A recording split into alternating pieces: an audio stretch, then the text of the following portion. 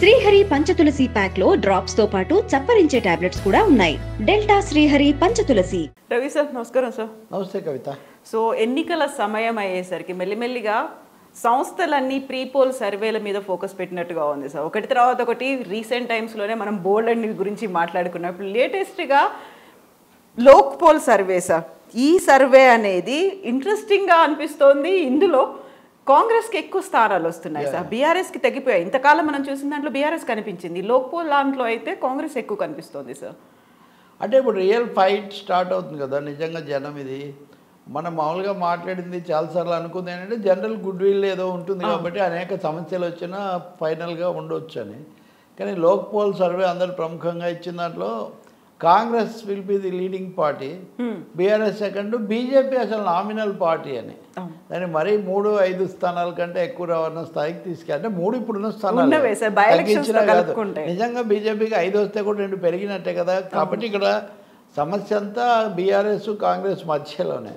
ఆ సర్వే ప్రకారం చెప్పేది ఏంటంటే 61 నుంచి 67 వరకు కాంగ్రెస్ పార్టీకి, 45 నుంచి 51 వరకు బీఆర్ఎస్ పార్టీకి, 3 నుంచి 5 వరకు బీజేపీకి, ఎంఐఎంకు వాళ్ళకి ఇప్పుడున్నటువంటి 6 నుంచి 8 స్థానాలు వాళ్ళకి వస్తాయని చెప్తున్నారు.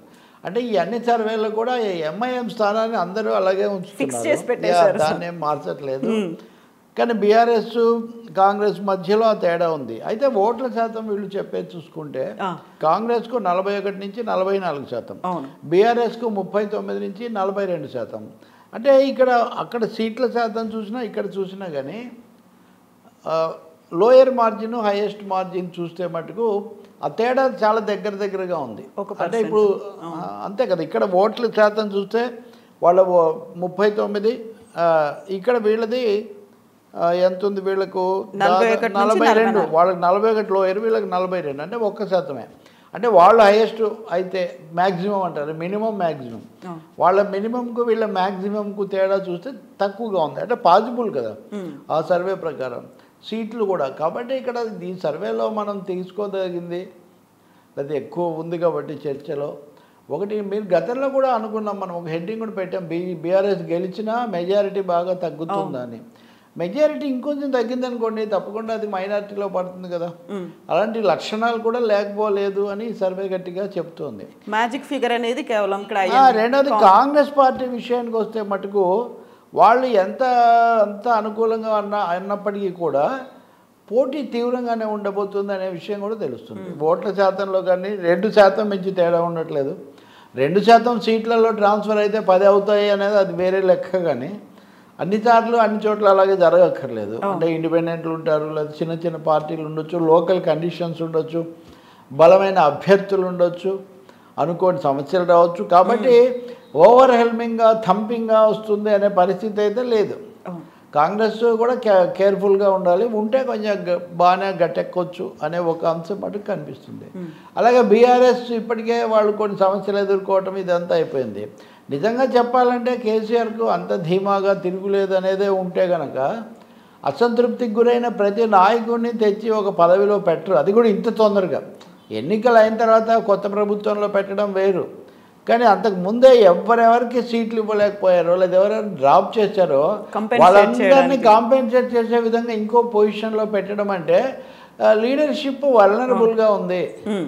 కొంత ఒత్తిడి లేకపోతే ఎందుకు వచ్చిన సమస్య, రిస్క్ అవాయిడ్ చేద్దాం అనే ధోరణిలో ఉన్నారని. కానీ ఇక్కడ దాంట్లోనే ఒక బలహీనత కూడా ఉంటుంది కదా. ఇప్పుడు నేను మిమ్మల్ని కాంపెన్సేట్ చేశానని నేను అనుకోవచ్చు, మీరు దాన్ని తీసుకోవచ్చు కూడా. మీరు అవకాశవాదంగానో అవసరార్థమో లేకపోతే ఇబ్బంది లేకుండా ఉండటం కోసమో మీరు తీసుకున్నంత మాత్రాన మీలో అసంతృప్తి ఇంకేం లేదని, వాళ్ళ క్యాడర్ చేస్తారని, శాబోటేజ్ చేయరని ఏం గ్యారంటీ లేదు. కాబట్టి ఈ vulnerable position of the leadership, ఇంకా సార్ ఏం చెప్తే అది అన్నదాని నుంచి సార్ కూడా కొంచెం అకామిడేట్ చేద్దాము, ఎందుకైనా మంచిది, ఎవరిని దూరం చేసుకోవద్దు, ఈ పద్ధతిలోకి రావటం అన్నది ఆచితూచి అడుగేయటం కింద మనం భావించాల్సి ఉంటుంది. సో ఫస్ట్ టర్మ్లో తెలంగాణ రాష్ట్రం ఏర్పడ్డ వెంటనే జరిగినటువంటి ఎన్నికల్లో బీఆర్ఎస్ పార్టీకి 63 స్థానాలు వచ్చాయి సార్. దాన్ని సెకండ్ టర్మ్ కల్లా 88 స్థానాలకు పెంచుకుంది. బట్ ఇప్పుడు ఆ సిచ్యువేషన్ లేదు అనేది దీన్ని బట్టి చూస్తే అర్థమవుతుంది. మేబీ అంటే బీఆర్ఎస్ క్యాడర్ మాత్రం ఇది తప్పు, గతంలో చేసిన సర్వేలన్నీ తప్పయ్యాయి, లోక్పోలివి అని చెప్తున్నప్పటికీ కూడా అంటే నిజమే, ఫస్ట్ టైమే నిజానికి బీఆర్ఎస్కు అప్పుడు ఇంకా కాంగ్రెస్ తెలుగుదేశం పార్టీలకు వాటి సంఖ్యలు ఉన్నాయి. వాళ్ళకు ఒక 20, వీళ్ళకి ఒక 18 ఎన్నో, బీజేపీకి కూడా కొంచెం వచ్చాయి. కాబట్టి చాలా బొటాబొటిగానే కేసీఆర్ గెలిచాడు. ఆయన వీళ్ళందరినీ తీసుకోవడానికి చెప్పిన కారణం కూడా నా ప్రభుత్వాన్ని పడగొట్టడానికి కుట్ర పన్నుతున్నారని ఎవరు చెప్పారు? ఓవైసీ చెప్పాడు. అందుకనే నేను ఇదంతా చేశానని ఆయన అసెంబ్లీ సాక్షిగా చెప్పారు. ఇప్పటికి వచ్చేసరికి తెలుగుదేశం పార్టీ ఏమో పూర్తిగా స్వాలో అయిపోయింది. వాళ్ళు ఎంత చేసినా ఇప్పుడు ఎన్టీ అయిపోయింది. చంద్రబాబు అరెస్టు మీద కూడా తలసాని శ్రీనివాస్ యాదవ్ కూడా మాట్లాడుతున్నాడు. ఉదాహరణకు అందరూ ఏదో రూపంలో హరీష్ రావు మాట్లాడుతున్నాడు, కేటీఆర్ ఎన్టీఆర్ గురించి మాట్లాడేది ఎవరికి వద్దన్నారు. కాబట్టి ఇవన్నీ అంటే వాళ్ళు చాలా ఎత్తుగడలు మళ్ళీ అన్నీ రివైవ్ చేశారు. ఏ ఫ్యాక్టరీ వదిలిపెట్టకూడదు, స్పేర్ నథింగ్ అనే ఒక దీనికి వచ్చారని తెలుస్తుంది. ఇవన్నీ కూడా ఏదో విపరీతమైన బలాధిక్యతను, ఏదేమైనా దూసుకుపోతాం కాబట్టి ఎట్లయినా చేయొచ్చు, మీరు ఏమన్నా మాట్లాడుకోండి, ఎవరన్నా కలవండి, ఎటన్నా వెళ్ళండి అనే పద్ధతి అయితే ఇక్కడ కనిపించట్లేదు. Course correction, taking backup the earlier words, setting things right, ఇవన్నీ అయితే కనిపిస్తున్నాయి. బట్ ఇవన్నీ బీఆర్ఎస్ చేస్తున్న ఈ పనులన్నీ కూడా ఓకే మీరు అన్నట్టు థర్డ్ టైం కదా, ఒక పార్టీ ఒకసారి 2 సార్లు 3 సార్లు, రెండోది ఎప్పుడు మిడిల్ కోర్సులో ఉంటుంది. మొదటిసారి ఆయన కాంగ్రెస్ బీజేపీ కూడా మాటకు వస్తే బీజేపీ టీడీపీ దాదాపు పూర్తిగా వీళ్ళందరినీ తన పార్టీలో లీనం చేసుకొని రెండోసారి ఇంకా మిగతా వాళ్ళు ఎవరూ లేని ఒక పరిస్థితుల్లో ఆయన పోటీ చేసినా కాంగ్రెస్ తన బలం తను నిలబెట్టుకుంది, మిగిలినవి అన్నీ పోయాయి. ఇప్పుడు అంటే రెండోసారి జరిగింది అనేది కొంత న్యాచురల్, కొంత అన్యాచురల్. మొదటిసారిది న్యాచురల్, రెండోసారిది కొంత ఏమంటారు ఇన్ఫ్లేటెడో లేకపోతే ఒక విధంగా బూస్టెడ్ డోస్ లాంటిది. కానీ ఇప్పుడు జరిగేది మళ్ళీ రియల్ ఫైట్ అవుతుంది. ఎందుకంటే మూడోసారి హ్యాట్రిక్ తెచ్చుకోవాలి, తెలంగాణ తెచ్చిన పార్టీ కేసీఆర్ పార్టీ అని సెంటిమెంట్ పనిచేసి గెలిపిస్తే అది పాజిటివ్ వచ్చేంత పరిస్థితి అయితే లేదు అని దీని అంతటిని బట్టి మనకు తెలుస్తుంది. ఇంకా మూడోది ఒక పొలిటికల్ ఐడియాలజికల్ కన్ఫ్యూజన్ అయితే ఏర్పడింది. ఒక తెలంగాణ కార్డు ఒక్కటే సరిపోదు, సంక్షేమ పథకాలు అదే ఒకటి. కానీ మూడోది ముఖ్యంగా బీజేపీ మధ్యలో హడావుడి చేసి వెనక్కు తగ్గటము, మోదీ వచ్చి మాతో కలవాలనుకున్నారు, కేసీఆర్ నాతో మాట్లాడాడు, నేనే తిరస్కరించాను, నేనే తలుపు తోసేసానని చెప్తే కేటీఆర్ మేం చెప్పడం ఏంటి, మీ లక్ష్మణే మా దగ్గరికి వచ్చాడు, మేమే ఒప్పుకోలేదు అని. అంటే మొత్తం మీద ఇద్దరు కూడా ఒకరితో ఒకరు మాట్లాడుకున్నారు అనేది అయితే దీంట్లో ఎస్టాబ్లిష్ అవుతుంది కదా, ఎవరి మాట నిజం అని తీసుకున్నా. లేదంటే ఇద్దరి అవాస్తవాలని తోచిపుచ్చలేం కదా వాస్తవంగా. ఎందుకంటే వీళ్ళిద్దరూ సాఫ్ట్గా ఉన్న టైం ఒకటి ఉంది, ఒకరినొకరు సాఫ్ట్గా చూసుకున్న టైం ఒకటి ఉంది, నమస్కారాలు చేసుకున్న టైం ఒకటి ఉంది, ఫ్రెండ్షిప్ అనేది ఓట్లు వేసుకున్న కాలం కూడా ఒకటి ఉంది. కాబట్టి చాలా much water has flown down అనేది అయితే ఇక్కడ ఖచ్చితంగా తెలుస్తుంది. దీనివల్ల బీజేపీకి అనుకూలత వ్యతిరేకత అనే ఓట్ల డివిజన్ ప్రధానంగా వస్తే అప్పుడు బీజేపీ వర్సెస్ కాంగ్రెస్ అయినా, బీజేపీ వర్సెస్ టీఆర్ఎస్ అయినా అనే ఆలోచన కూడా, అలాంటి పాసిబిలిటీ ఈక్వేషన్ కూడా వచ్చే అవకాశం ఉంటుంది. అది కూడా బీఆర్ఎస్కి అంత అనుకూలంగా ఉండదు. ఎందుకంటే ఈ రకంగా అటు ఇటు కథలు వినిపిస్తున్న పరిస్థితుల్లో కేసీఆర్ ఏమో ఇంకా మౌనం పాటిస్తున్నారు, ఆయన ఆరోగ్యం కూడా అట్లా ఉండొచ్చు. రెండవది తన వ్యూహం ఇంకా ఆయన ఫైనలైజ్ చేసుకొని ఉండొచ్చు, ఏ పద్ధతిలో ఎవరి మీద ఏ మేరకు దాడి చేయాలని. ఓటర్లకైతే ఆ సమస్య ఏమి ఉండదు, వాళ్ళ ఇష్టాన్ని బట్టి అయిష్టాన్ని బట్టి వాళ్ళు వేయకపోవటం జరుగుతుంది. సో ఈ సర్వేలు ఈ ఫిగర్స్ ఇప్పుడు ఉదాహరణకు ఇదే సమయంలో ఆ ఇండియా టీవీ CNX పోల్ అనేది వాళ్ళు ఒపీనియన్ పోల్ అని ఒకటి విడుదల చేశారు. చాలా తమాషగా దాంట్లో బీజేపీ 2వ స్థానంలో ఉంది, కాంగ్రెస్ మళ్ళీ నామినల్గా ఉంది, ఇంకా దెబ్బతింటుందేమో అన్న పద్ధతిలో వాళ్ళు చెప్తున్నారు. మరి ఇప్పుడు సర్వేలు అనేవి మేనేజ్డ్ లేకపోతే పొలిటికల్ ఒపీనియన్ సృష్టించడానికి పెడుతున్నారనే మాటలు మనం తరచూ వింటున్నప్పుడు ఏపీకి సంబంధించి కూడా వాళ్ళ సర్వే కొంచెం డిఫరెంట్గా ఉంది. కాబట్టి అది ఒక విధంగా టార్గెటెడ్ అని అనుకుంటారా అంటే మొత్తం మీద భిన్నమైన సమస్య అయితే ఉంది. బట్ అందులో అది చూస్తే బీజేపీకి అన్ని స్థానాలు వస్తాయని ఎవరు అనుకోవట్లేదు. ఇది చేసింది పార్లమెంట్కి సంబంధించి, అది కూడా ఒక పార్లమెంట్ పాయింట్. అంటే గతసారి కూడా అసెంబ్లీలో 1 సీటు మాత్రమే తెచ్చుకున్న బీజేపీకి పార్లమెంట్ సీట్లలో ఎక్కువ వచ్చాయి, 4 వచ్చాయి, కాంగ్రెస్ పార్టీకి 3 వచ్చాయి. ఇప్పుడు వాళ్ళు ఏమంటారు, కాంగ్రెస్ బీజేపీకి ఇంకొక 2-3 స్థానాలు ఎక్కువ 8 అవుతాయి, అంటే దాదాపు వాళ్ళు రెట్టింపు అవుతాయి. బీఆర్ఎస్కి 8 అయ్యాయి, బీజేపీకి 6 అయ్యాయి, అంటే 2 స్థానాలు పెరుగుతున్నాయి. అంటే 104 అయితే పెరుగుతున్నాయి, కాంగ్రెస్కు ఒకటి తగ్గుతున్నట్టు 2 స్థానాలు. ఎంఐఎం ఉన్నది ఒకటి ఉంటుంది, అది కూడా హైదరాబాద్. కాబట్టి ఈ వేరియస్ అంటే ఇక్కడ ఏం చెప్తున్నారు సర్వేలో అంటే లోక్సభ ఎన్నికలకైతే బీజేపీకి పెరుగుతుందని చెప్తున్నారు. వీళ్ళు సైమల్టేనియస్గా అసెంబ్లీది కూడా ఇస్తే మనకు ఒక విధంగా ఉండేది, కానీ ఈసారి ఎక్కువ లోక్సభవే ఇస్తున్నారు అనేక రాష్ట్రాల గురించి. ఇది కూడా ఒక మోటివేటెడ్, ఎందుకంటే లోక్సభలో బీజేపీకి అనుకూలత ఉంటుంది అని చెప్పడమే ఈ చాలా సర్వేల ఉద్దేశంలో కనిపిస్తుంది వాస్తవంగా, ఒక్క ఆంధ్రప్రదేశ్ మినహాయింపు. ఇప్పుడు ఈ సర్వేలో కూడా మెజారిటీ వైసీపీకే వస్తాయని చెప్తారు, కానీ టీడీపీకి కూడా వీళ్ళు స్థానాలు ఇస్తున్నారు. కాబట్టి ఏపీ పక్కన పెట్టి ఇప్పుడు తెలంగాణ వరకు మనం చూసుకుంటే మటుకు ఈ 2 సర్వేల్లో కూడా టఫ్ ఫైటే ఉంటుందనే విషయం అయితే తెలుస్తుంది.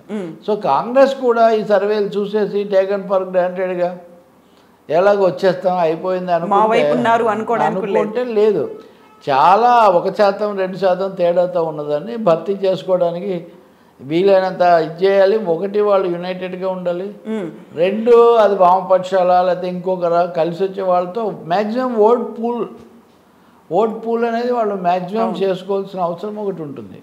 బీఆర్ఎస్ కూడా అది అధికారం ఉంది లేకపోతే మాకు ఎదురు లేదన్న భావం నుంచి బయటకు వచ్చి మరింతగా ప్రజలకు దగ్గర కావాలి. కేసీఆర్ ఆలోచనల్లో ఎక్కువగా కొత్త పథకాలు ఇప్పటికిప్పుడు ప్రకటించి వాటి ద్వారా స్టన్నింగ్గా షాకింగ్గా తీసుకోవాలనే ఆలోచన ఉన్నట్టు కనిపిస్తుంది. బహుశా కేవలం పథకాలు ఒకటి చాలకపోవచ్చు, పొలిటికల్ డైరెక్షన్ ఏం తీసుకుంటారనేది కూడా జనం చూస్తారు. ముఖ్యంగా తెలంగాణలో మజ్లిస్ ఫ్యాక్టరు మీరు చూడండి, మజ్లిస్కు సంబంధించి రేవంత్ ప్రకటన, రేవంత్ ఎవరో కాంగ్రెస్ వాళ్ళు, మీరు తేల్చుకోండి మా వైపు ఉంటారా వాళ్ళ వైపు ఉంటారా అని చెప్తున్నారు. ఎందుకు చెప్తున్నారు? బీఆర్ఎస్ ఏమో మా మిత్రపక్షం అని సీఎం అసెంబ్లీలో చెప్పాడు, మజ్లిస్ వాళ్ళేమో మేము లేని చోట బీఆర్ఎస్కి వేస్తామని వాళ్ళు కూడా. అంటే ఇంత అయిన తర్వాత కూడా కాంగ్రెస్ చెప్తుందంటే, నేను ఇందాక అన్నట్టుగా Congress is in the game, ఆ ఓట్లను కూడా రాబట్టుకోవాలి.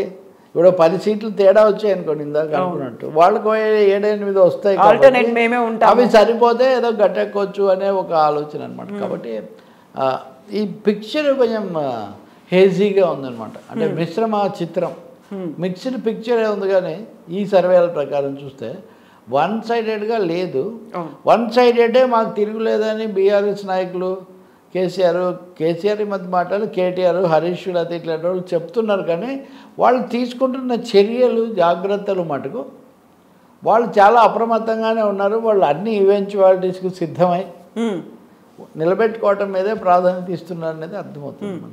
సో 2 సంస్థలు చేసినటువంటి సర్వేలు, ఒకటేమో అసెంబ్లీ ఎన్నికలు, ఇంకొకటేమో పార్లమెంట్కి సంబంధించి చూస్తే రెండిట్లలోనూ ఎఫెక్ట్ పడింది బీఆర్ఎస్ పార్టీకి.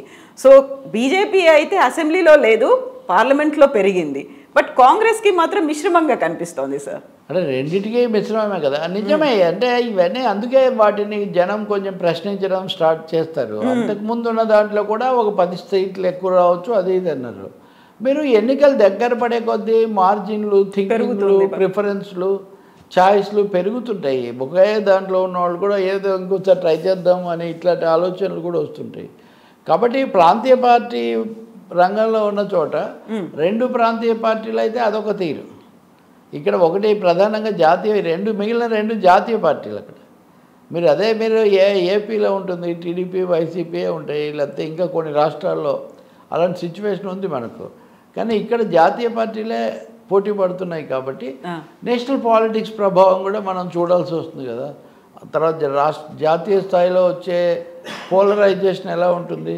ఇప్పుడు వాళ్ళు ఇంతగా చెప్తున్నారు, రేపు ఈ 5 రాష్ట్రాలు, ఈ 4 రాష్ట్రాల ఎన్నికల్లో బీజేపీ ఎదురు దెబ్బ తింటుందా? డెఫినెట్గా 3 రాష్ట్రాల్లో తింటుంది అనేది అందరు చెప్తున్నారు. అప్పుడు వస్తాయి వాళ్ళకి పార్లమెంట్ సీట్లు, ఇంకో 6 నెలల తర్వాత జరిగేవి. వాటిలో వస్తే ఏంటి, రాకపోతే ఏంటి. కాబట్టి అసెంబ్లీ మీద వాళ్ళు మళ్ళీ చేస్తే దాన్ని ఏమైనా కొలబద్దగా తీసుకోగలం. కానీ బట్ వాళ్ళేమో దీన్ని మెగా అంటున్నారు సార్, మెగా ప్రీపోల్ సర్వేగా లోక్ పోల్ అనౌన్స్ ఏం మెగా చెప్పినా మెగా అనే కంటే సగం అనాలి, సగమే అనాలి. మనం ఇప్పుడు జరిగేవి మీరు చెప్పట్లేదు కదా. ఈ ఎన్నికల ప్రభావం కూడా నిజానికి ఆ ఎన్నికల మీద ఉంటుంది, ఆ ఎన్నికల ప్రభావం ఏమి ఎన్నికల మీద ఉండదు కదా. కాబట్టి ఆ సర్వేకి అంత ప్రాధాన్యత ఏమి ఉండదు వాస్తవంగా. ఇక్కడ రాష్ట్ర స్థాయిలో అసెంబ్లీలో ఎలా ఉంటుంది అనే దాని మీదే ఉంటుంది. ఇప్పుడు ఉదాహరణగా ఆంధ్ర తెలంగాణ ఓటర్లు అక్కడ వాళ్ళు ఇక్కడ ఉండడం ఇట్లాంటి ఫ్యాక్టర్ ఉందనుకోండి, అది జాతీయ రాజకీయాల్లో దాని ప్రభావం ఏముంటుంది, ఏముండదు. కానీ రాష్ట్ర ఎన్నికల మీద దాని ప్రభావం చాలా ఉంటుంది. సో ఇలాంటి అనేక ఫ్యాక్టర్స్ ఉన్నాయి, వాళ్ళు దృష్టిలోకి తీసుకునేవి కూడా ఉన్నాయి. ఇప్పుడు టీడీపీ ఇంకా తేల్చుకోలేదు, వాళ్ళు ఏమైనా కొన్ని బలమైన జనసేన కూడా 32 సీట్లలో పెడతా ఉన్నారు, బీఎస్పీ అనౌన్స్ చేసింది, అవన్నీ ఉన్నాయి ఆ పార్టీలు. అంటే కాంగ్రెస్ ఏమైనా మినీ కూటమిలాగా వీళ్ళకి 1-2 సీట్లు ఇచ్చి అట్లా ఏమైనా కుదుర్చుకుంటుందా, వామపక్షాలతో సెట్ అవుతుందా అంటే కాంగ్రెస్సే ఉంటుందా, కాంగ్రెస్ ప్లస్ ఉంటుందా? కాంగ్రెస్ ప్లస్ అయినప్పుడు వాళ్ళు చిన్న స్వల్ప తేడాను అధిగమించడానికి అవకాశం ఏర్పడుతుంది. బట్ వాటన్నిటికంటే మేజర్ ఫ్యాక్టర్ తెలంగాణలో రూలింగ్ పార్టీగా అధికారంలోకి తేవాలి కాంగ్రెస్ అనే ఓటరు మనోగతం అంత బలంగా ఏర్పడిందా అనేది అయితే పెద్ద ప్రశ్న. ఇంకా ట్రెడిషనల్గా ఇప్పటికీ అంటే కొత్త రాష్ట్రం కాబట్టి 3వ ఎన్నికే కాబట్టి లెట్ వి క్యారీ అని కూడా అనుకోవచ్చు. పల్స్ కూడా దొరకట్లేదు, పల్స్ కూడా దొరకటం లేదు. ఇది అయిన తర్వాతే ఒక రియల్ బ్యాటిల్ మొదలవుతుంది. ఎవరికి ఎన్ని సీట్లు వచ్చినా ఇంకోటి వచ్చినా పవర్ అన్నది అంటే సరే ఓటర్ మహాశైలు ఎలాగో డిసైడ్ చేస్తారు. బట్ బీఆర్ఎస్ ఈజ్ అనే స్ట్రాంగ్ వికెటే, it's not weekend that much అని. అంటే అనుకూలమైన ఈ సర్వే కూడా థంపింగ్గా చెప్పట్లేదు కదా. కాబట్టి ఈ 24 గంటల ఛానళ్ళ యుగంలో లేకపోతే నిరంతర సోషల్ మీడియాలో ఏ చిన్న పరిణామమైన ఓటర్లను ప్రభావితం చేస్తుంది. అందులో ఓట్ షేర్ కూడా చాలా తక్కువ ఉంది కాబట్టి చాలా తక్కువగా ఉంది కాబట్టి వాళ్ళలో ఇప్పటికీ అంతర్గతంగా ఐక్యత ఇంకా పూర్తిగా రాలేదు. కమ్యూనిస్టులతో పొత్తుకు సంబంధించి ఇంకా ఏమో ప్రకటన రాలేదు. మిగిలిన వాళ్ళని అసలు అప్రోచ్ అయినట్టుగా కూడా కనిపించట్లేదు. సో ముందు అసలు వాళ్ళే ఒక ఐడియాకి రానప్పుడు ఇంక ఇవన్నీ చెప్పలేం కదా మనం. సో వేగవంతం చేయాలి కాంగ్రెస్. ఈ గుడ్ విల్ ఉంది, ఏదన్నా పెంచుకోవాలి అనుకూలత అనుకుంటే కూడా ముందు మీరు ఒక డైరెక్షన్ తీసుకొని ఓటర్లకు ఆ డైరెక్షన్ చేరవేయాలి. మీరు కేవలం పథకాల మీద పడుతున్నారు అంతే కదా. మొన్న రాహుల్ గాంధీ వాళ్ళు వచ్చినప్పుడు కూడా పథకాలు. కర్ణాటకలో కేవలం పథకాలకు గెలిపించలేదండి. బీజేపీ ఒక ప్రీమియర్ ఫోర్స్గా ఉన్న పొలిటికల్ స్టేట్లో దేశంలో వచ్చిన జనరల్ పొలిటికల్ అట్మాస్ఫియరు, బీజేపీ పద్ధతుల మీద వచ్చిన విముఖత అది కూడా ప్రభావం చూపించింది. అది లేకుండా కాంగ్రెస్ కేవలం పథకాల కోసం వేశారనుకుంటే they will be reading wrong. Yes, sir. Thank you, sir. Thank you so much, sir.